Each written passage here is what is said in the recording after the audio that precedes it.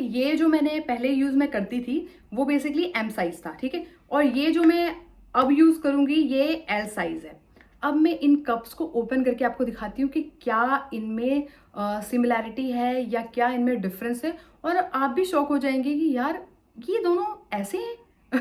Basically अब कैसे है वो मैं आपको दिखाती हूँ। वैसे तो गाइज मैंने मेंस्ट्रुअल कप के ऊपर ऑलरेडी अपने चैनल पे 4-5 वीडियोस मिनिमम डाली हुई है और डिटेल में बताया हुआ है कि मेंस्ट्रुअल कप क्या होता है, इसे हम किस तरह से यूज कर सकते हैं, ये पैड्स के कंपैरिजन में किस तरह से हमारे लिए ज्यादा बेनिफिशियल है, और भी इसके क्या क्या बेनिफिट्स हैं, हमें इसको यूज कैसे करना चाहिए, इसके कौन कौन से साइजेस होते हैं और हमारे लिए कौन सा साइज अप्रोप्रिएट है। बट मैंने आज सोचा यार कि मैंने एक न्यू मेंस्ट्रुअल कप मंगाया है, बेसिकली अपना साइज जो है वो मैंने इस बार लार्ज मंगाया है। तो मुझे लगा कि एक बार मैं आपको दिखाऊं कि यार जो एम साइज है वो और एल साइज है उसमें क्या डिफरेंस है, और मेंस्ट्रुअल कप बेसिकली क्या होता है। क्योंकि कई सारे लोग ऐसे हैं जिन्होंने मेरी प्रीवियस वीडियोस नहीं देखी होंगी और जो मेरी ये वीडियो देख रहे हैं तो उनको हल्का सा मेंस्ट्रुअल कप के बारे में थोड़ा बहुत नॉलेज हो जाएगी, और ज़्यादा इन डेप्थ देखना हो तो वो मेरी प्रीवियस वीडियोस को भी देख सकते हैं।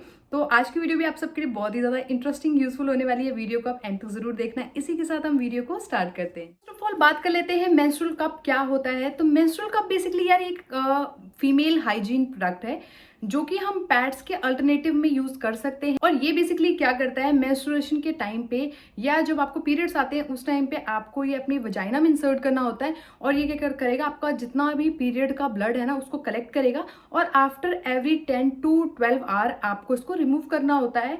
और जैसे ही आप इसको रिमूव करोगे इसके ब्लड को आप ड्रेन कर सकते हो, और उसके बाद उसको अच्छे से वॉश करो गर्म पानी में 5 मिनट के लिए, और उसके बाद दोबारा से आप इसको यूज कर सकते हो। और अगर बात करें इसकी लाइफ स्पैन की तो ये अराउंड आपका 4 to 5 ईयर्स मिनिमम चल जाता है, क्योंकि ये एक तरह से सिलिकॉन बेस्ड प्रोडक्ट होता है। इसकी जो क्वालिटी होती है वो बिल्कुल भी डिग्रेड नहीं होती। जैसे भी आप गर्म पानी में भी इसको वॉश करोगे ना तो उससे इसकी आप कह सकते हो मटेरियल में कोई फर्क नहीं पड़ता, और ये बहुत ही ज़्यादा इको फ्रेंडली होता है। क्योंकि अगर आप पैड को देखोगे ना तो पैड मेंस्ट्रुअल कप के कंपैरिजन में काफ़ी ज़्यादा कॉस्टली भी पड़ जाते हैं। अगर हम कॉस्ट की बात करें तो एवरेज एक गर्ल जो है वो पीरियड के टाइम पे कम से कम 2 पैकेट्स यूज़ कर लेती है पैड्स के। तो अब जो 2 पैकेट्स हैं अराउंड आपको मतलब अलग अलग जगह के अकॉर्डिंग, रेट के अकॉर्डिंग आपको 100 to 150 की रेंज में आ जाता है। अगर आप मिनिमम 100 भी मानो, अगर आप कोई नॉर्मल पैड भी यूज़ कर रहे हो, 100 रुपीज़ का भी अगर आप एक बार पीरियड में पैड यूज़ कर रहे हो तो अगर आप 12 महीने में देखोगे आप तो 1200 के आप पैड यूज़ कर लेते हो। उसी जगह अगर हम मेंस्ट्रुअल कप की बात करें तो ये अराउंड 200 की रेंज में आ जाता है, बहुत ही अच्छी क्वालिटी का, और वो आपके कम से कम 4 to 5 ईयर्स चलता है। तो आप सोच के देखो कि आप 200 के प्रोडक्ट को 4 से 5 साल यूज़ कर रहे हो और उसी जगह आप 1200 का पैड सिर्फ 1 मंथ यूज़ कर रहे हो।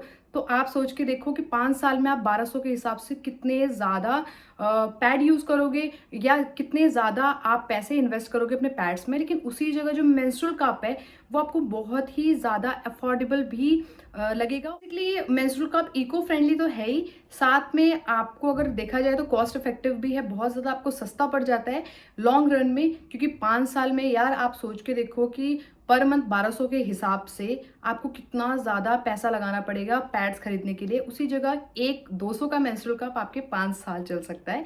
तो प्राइस पॉइंट से भी आपके लिए बहुत ज़्यादा अच्छा है। और अगर आप इसके कंफर्ट की बात करेंगे तो कंफर्ट में तो आपको और भी ज़्यादा इससे बेनिफिट मिलेगा। क्यों? क्योंकि जनरली हम मेंस्ट्रुअल कप जब भी यूज़ करते हैं ना तो वो हमारी वजाइना के अंदर जाके इंसर्ट हो जाता है, और वहाँ पे ब्लड सारा आपका कलेक्ट होता रहता है। तो इससे क्या बेनिफिट होता है कि ये बिल्कुल भी जो मेंस्ट्रुअल ब्लड है वो बाहर नहीं आता, तो उसकी वजह से आपको इन्फेक्शन होने के चांसेस नहीं होते, रैशेज होने के चांसेस नहीं होते। लेकिन अगर आप पैड्स यूज़ करते हो तो उसमें रैशेज होने के चांसेस बहुत ज़्यादा होते हैं। तो इस पर्पज़ से भी मेंस्ट्रुअल कप बहुत ज़्यादा बेनिफिशियल हो जाता है, बहुत ज़्यादा अच्छा हो जाता है, और one of the best alternative है ये पीरियड के टाइम पे यूज़ करने के लिए। क्योंकि बिल्कुल भी आपको ये डिस्कम्फर्ट नहीं कॉज करता, और स्पेशली इनिशियली जब आप यूज़ करोगे आपको लगेगा यार कि ठीक है थोड़ा सा डिफिकल्ट है, मतलब जब क्योंकि आपको इंसर्ट करना प्रॉपरली नहीं पता होता।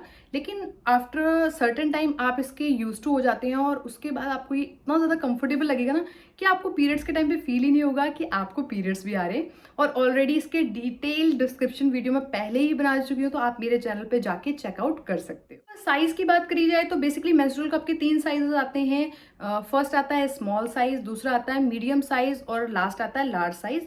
जनरली जो स्मॉल साइज होता है वो बिगनर के लिए होता है, या जब आप स्टार्टिंग में 18+ के हैं या 18 से पहले अगर आप यूज़ करना चाहते हैं तो उसमें आपको स्मॉल साइज यूज़ करना चाहिए। लेकिन अगर आप 20+ हैं, क्या आप कह सकते हो 20 के ऊपर की आपकी एज है, तो उस केस में आपको मीडियम साइज यूज़ करना चाहिए। और अगर आपका बेबी नहीं हुआ तो भी आपको मीडियम साइज यूज़ करना चाहिए। लेकिन आफ्टर 30s और आपका अगर बेबी हो गया है तो उन दोनों केसेस में आपका जो साइज़ है वो आपको एल यूज़ करना चाहिए। तो जनरली मैं प्रीवियसली 3-4 सालों से जो है वो एम साइज़ यूज़ कर रही थी, लेकिन रिसेंटली मेरा बेबी हुआ है। बेसिकली मेरी नॉर्मल डिलीवरी हुई थी, तो उसके बाद मुझे अपना मेंस्ट्रुअल कप का साइज़ चेंज करना था, इसलिए मैंने अब अपने लिए एल ऑर्डर करा हुआ है। और इस पे भी मैं एक वीडियो बनाऊंगी कि अगर आप आफ्टर डिलीवरी और आफ्टर आपका बेबी अगर आप एम साइज़ यूज़ करते हो तो क्या क्या डिफ़िकल्टी होती है। क्योंकि मैंने इनिशियली क्या किया था, मुझे देखना था कि क्या प्रॉब्लम्स आती है, तो मैंने एम साइज़ यूज़ का साइज़ है, मैं आपको दिखाती हूँ क्या फ़र्क है। बेसिकली ये जो मैंने पहले यूज़ मैं करती थी वो बेसिकली एम साइज़ था, ठीक है। और ये जो मैं अब यूज़ करूँगी ये एल साइज़ है।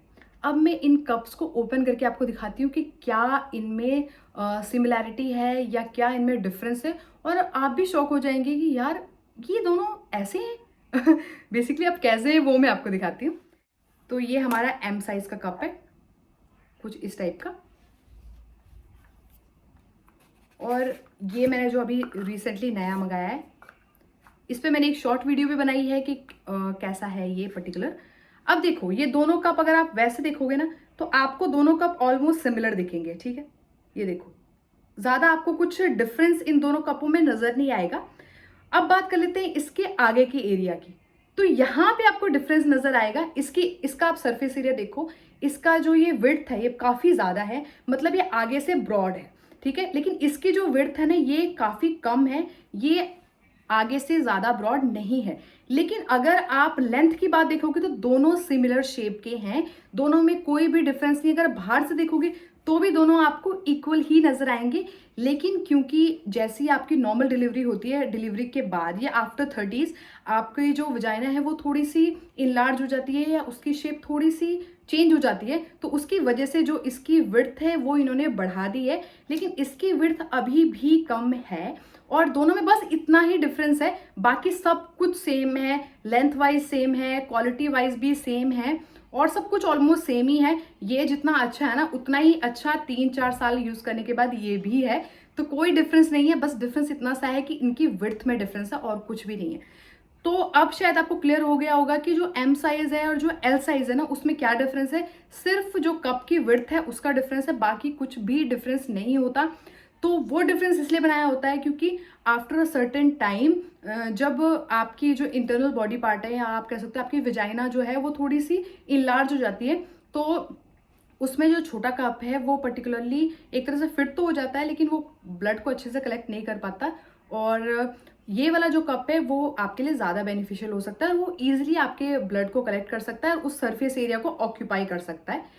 तो इसलिए इसकी विड्थ को इन्होंने बड़ा कर दिया है, मतलब इसकी जो चौड़ाई है ना वो बड़ी कर दी है, लेकिन जो लंबाई है वो अभी सेम है एज अ एम साइज। तो ये बेसिकली जैसे ही मैंने देखा ना मैं भी शॉक हो गई यार कि ये ऑलमोस्ट दोनों चीज़ें सिमिलर है, मतलब कोई भी डिफरेंस नहीं है। तो मैंने सोचा क्यों ना मैं इस बारे में भी आपके साथ शेयर करूँ, क्योंकि कई लोगों को इस बारे में भी डाउट रहता है कि यार जो एम साइज़ है वो काफ़ी ज़्यादा ही छोटा हो जाएगा या बहुत ज़्यादा ही बड़ा हो जाएगा, या जो एल साइज़ है वो बहुत ज़्यादा बड़ा हो जाएगा। तो बेसिकली ये मैंने आपको दिखा दिया। उसी तरह से जो एस साइज़ है और एम साइज़ है मुझे लगता है ऑलमोस्ट ये भी इनमें भी इतना ही डिफरेंस होता होगा, क्योंकि जो मेजर डिफरेंस आता है ना वो एम और एल साइज में आना चाहिए, लेकिन वो भी इनमें नहीं है।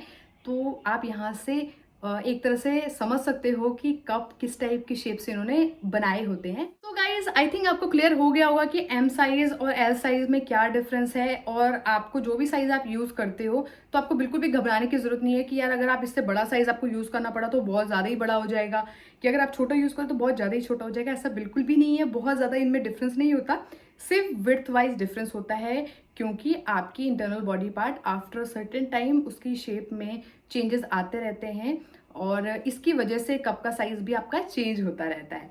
So that's it for this video guys. I hope आपको मेरी ये वीडियो अच्छी लगी हो। अगर आपको मेरी ये वीडियो अच्छी लगी हो तो आप मेरी वीडियो को लाइक, मेरे चैनल को सब्सक्राइब, इस वीडियो को अपने फ्रेंड्स फैमिली के बीच में शेयर भी जरूर करना। मिलती हूँ नेक्स्ट किसी अच्छी सी वीडियो के साथ। Till then guys, bye bye.